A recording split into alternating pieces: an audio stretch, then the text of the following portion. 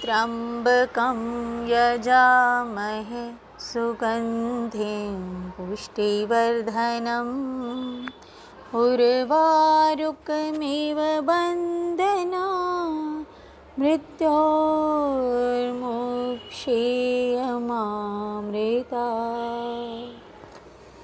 हर हर महादेव। श्रावण मास महात्म्य 15वां अध्याय। सुपोदन नामक व्रत। श्री सनत कुमार जी ने भगवान श्री सदाशिव से कहा, हे प्रभु, मैं नागों का आश्चर्यजनक नाग पंचमी व्रत आपके मुख हारविंद से सुन चुका हूँ। हे देवेश, अब आप मुझे षष्ठी के दिन किए जाने वाले व्रत के संबंध में बताइए। इस व्रत का क्या नाम है और विधान क्या है?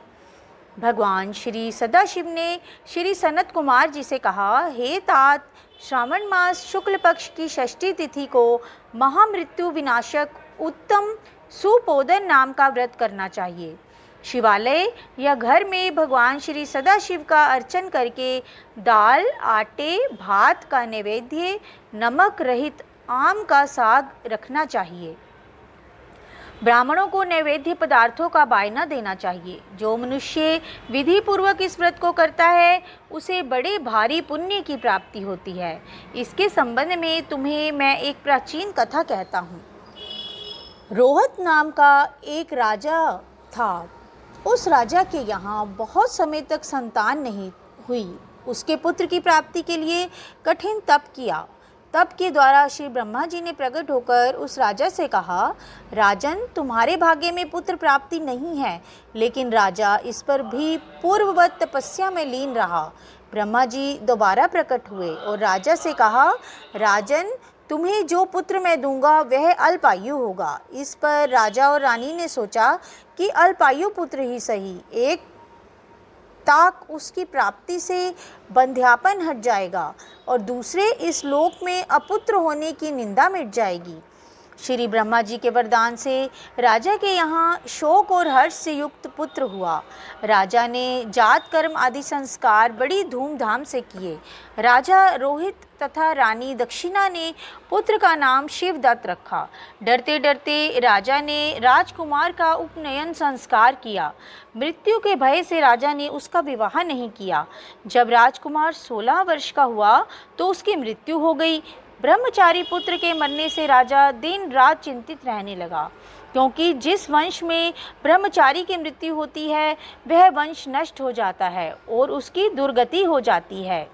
सनत कुमार जी ने भगवान श्री सदाशिव से पूछा, हे देवाधिदेव जगन्नाथ, क्या इसका कोई उपाय नहीं है? यदि है तो मुझे बताइए। भगवान श्री सदाशिव बोले, हे तात, मृतक, स्नातक या ब्रह्मचारी आदि हो तो अर्क विधि से विवाह संयोग करके पेड़ तथा ब्रह्मचारी को मिलाकर देश, काल, गोत्र तथा नाम को कहना चाहिए और यह कहना चाहिए कि मैं मरे ब्रह्मचारी की शांति के लिए नैसर्गिक व्रत करता हूँ।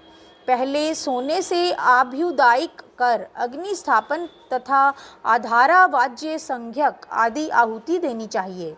व्याहृतियों में हवन करके व्रत के अनुष्ठान के लिए फल पाने के लिए व्रतकर्ता को अग्नि तथा विश्वदेव का घी से हवन करना चाहिए। शिवष्टकृत हवन करके अवशिष्ट होम समाप्त करना चाहिए। देश काल का विचार करके हवन के पश्चात कहना चाहिए कि मैं अर्क विवाह करूँगा।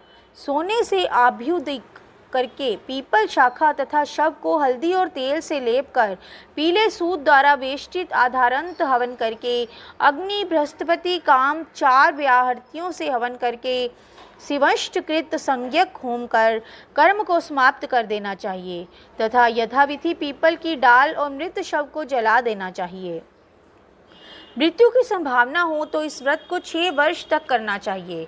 30 ब्रह्मचारियों को नए कौपीन और एक हाथ का या कर्ण मात्र का कृष्टाजिन देना चाहिए। खड़ाऊँ, छत्र, माला, गोपी वंदन, मणि, प्रवाल, माला तथा आभूषण समर्पण करने चाहिए। इस प्रकार करने पर कोई विघ्न नहीं होता। भगवान श्री सदाशिव ने श्री सनत कुमार जी से कहा, हे सनत कुमार, राजा ने इस विधि को ब्राह्मण के मुख से श्रवण करके सोचा कि यह अमुख्य अर्क विवाह मुझे अच्छा नहीं लगा। विवाह का मुख्य होना उचित है, जिससे मेरे जीव के वास्ते कोई कन्या नहीं देता। मैं राजा हूँ, जो कोई इसको अपनी लड़की देगा मैं उसे रत्न तथा बहुत सा धन प्रदान करूँगा।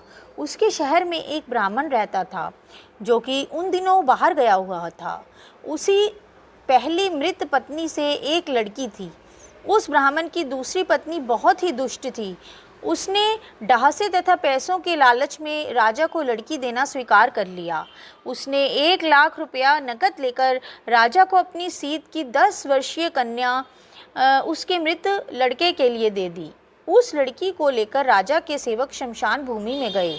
उन्होंने राजकुमार के शव के साथ उस लड़की का विवाह किया और बाद में उस शव के साथ उस लड़की को जलाने की तैयारी करने लगे। तब लड़की बोली, आप यह क्या कर रहे हैं?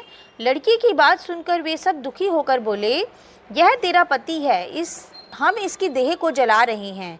लड़की डर कर रोने लगी और उसने कहा, आप मेरे स्वामी को क्यों जलाते हैं? मैं इसे जलाने नहीं दूंगी। आप सब लोग यहाँ से जा सकते हैं, मैं तो यहीं इसके पास ही रहूँगी और जब यह उठेंगे इनके साथ ही जाऊँगी। लड़की का हठ देखकर सब करुणा से आदर्चित होकर वहाँ से चले गए। उस समय बड़े बूढ़ों ने कहा, घोर कष्ट है, हम किसी का भविष्य तो नहीं जान सकते। यह लड़की बेचारी अपनी सौतेली माँ के द्वारा बेची गई है, इसके तो भगवान रक्षक हैं। हमें मरे हुए राजकुमार और इस कन्या को हरगिज़ नहीं जलाना चाहिए और यहाँ से चले जाना चाहिए। इसके बाद सब लोग अपने अपने घरों को वापस लौट गए। अब वह छोटी सी लड़की, जो कि कुछ भी ना समझती थी, शव के पास अकेली बैठी रोने लगी और बार बार भगवान श्री सदाशिव तथा भगवती पार्वती को याद करने लगी और नंदी पर सवार होकर तेजी के साथ वह उस बालिका के पास पहुँचे। बालिका ने जब भगवान श्री सदाशिव और भगवान भगवती पार्वती को देखा तो वह अपने स्थान पर से उठी और उन्हें प्रणाम किया। उसे भगवान तथा भगवती के आने से बहुत संतोष हुआ। उसने भगवान सदाशिव से पूछा, क्या मेरे पति जी उठेंगे? उसके सहज बाल भाव को देखकर कृपालु भगवान सदाशिव तथा पार्वती ने कहा, हे बालिके, तेरी माँ ने सुपोदन नामक व्रत किया था। तेल तथा जल लेकर उसके फल को संकल्प करके तू उसे अपने पति को दे दे तथा मरे पति से कह, मेरी माँ ने जो सुपोदन नाम का व्रत किया था उसके प्रभाव से मेरा पति पुनः जीवित हो जाए।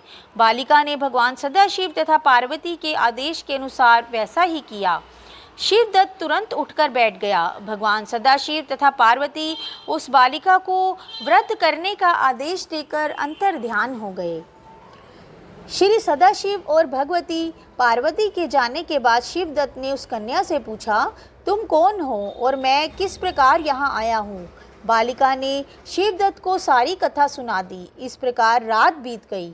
प्रातःकाल नदी के तट पर स्नान करने के लिए आए हुए लोगों ने वापस लौटकर राजा से जाकर पूछा, महाराज, आपका पुत्र तथा पुत्रवधू नदी के किनारे बैठे हैं।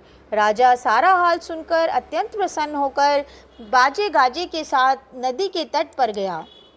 जनता ने प्रसन्न होकर राजा की स्तुति की। राजा ने पुत्र वधू की प्रशंसा की और कहा, वह कहने लगी, आप लोग मेरी स्तुति क्यों कर रहे हैं? मैं तो एक मंदबुद्धि अधम जीव हूँ। मेरी यह पुत्र वधू सुभागा और धन्य है। इसके सजीव पुण्य से राजकुमार जी उठा है। राजा ने फिर उत्तम ब्राह्मणों को दान दिया और अर्चन किया। उसने मरे बालक को नगर के बाहर जाकर पुनः जीवित हो जाने पर नगर में प्रवेश करने के निमित्त ब्राह्मणों के कहने के अनुसार विधान से शांति की। हे सनत कुमार, मैंने तुम्हें सुपोदन नामक व्रत के संबंध में बताया है।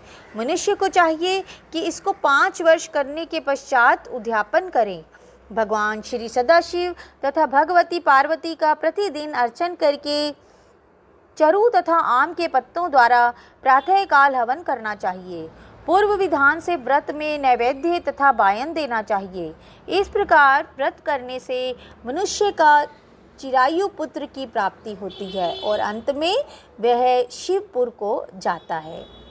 तो बोलिए शिव शंकर भोलेनाथ और माता पार्वती की जय हो। इसी तरह यहीं पर श्रावण मास महात्म्य के 15वें अध्याय का समापन हुआ। धन्यवाद।